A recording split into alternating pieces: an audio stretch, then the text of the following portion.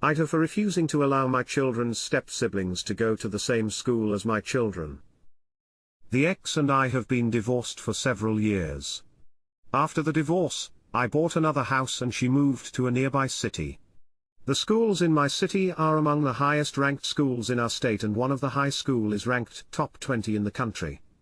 The schools in her city is among the lowest ranked, with regularly fights and even kids hitting teachers. After a year of the kids going to the schools in her city, we decided our kids should go to school here. When the ex have custody, she drops them off at my house in the mornings so they can take the bus to school, then they stay at my house after school, eat dinner with me, and do their homework until she picks them up around 8. A couple of years ago she married a guy who has sole custody of a couple of kids around the same ages as mine. His kids go to the schools in her city. The end of school is next week, and as she picked up the kids last night, she asked if I'd be willing to let them use my address so that the other kids can join mine.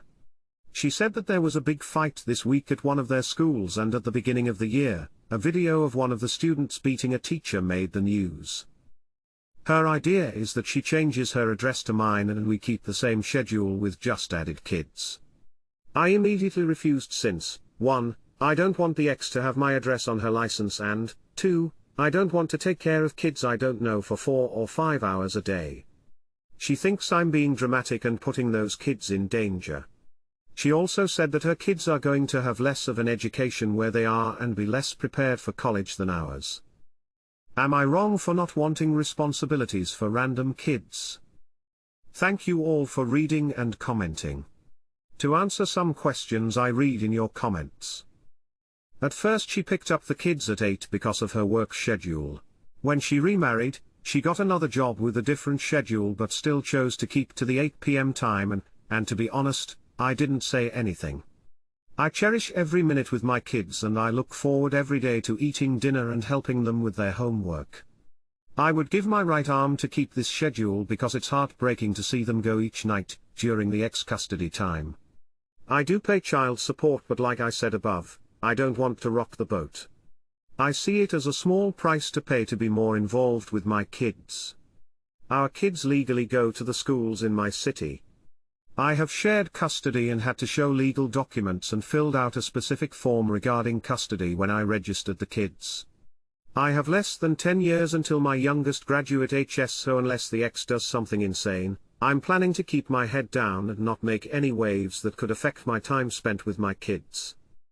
I saw a comment made by an attorney and I plan to keep all of the texts she's been sending me about this. First reply. NTA? Those aren't your children. You don't need to take care of them. And your ex shouldn't change her address to yours so they can go to school. If she wants them to go there, she should move to your town and get her own address. Third reply. None of this is your problem. Lying to schools about a fraudulent address can have legal consequences. Tell her if she wants their kids in a better school, then move to a better neighborhood with better schools. This will not play out well for you. One of the kids will innocently tell someone and then it's game over. Second reply. NTA, her step-kids can go to any school they want. But you are not morally or legally required to lie for them / commit fraud or provide free after-school care for them. Tell your ex you printed out her demands of you lying, committing fraud, in the USA. Faking address to get into another school district can get you in big legal trouble. Provide free childcare to her stepchildren. And you'll present it at court if she attempts to blackmail you into doing it, with the threat she'll switch your kid's school.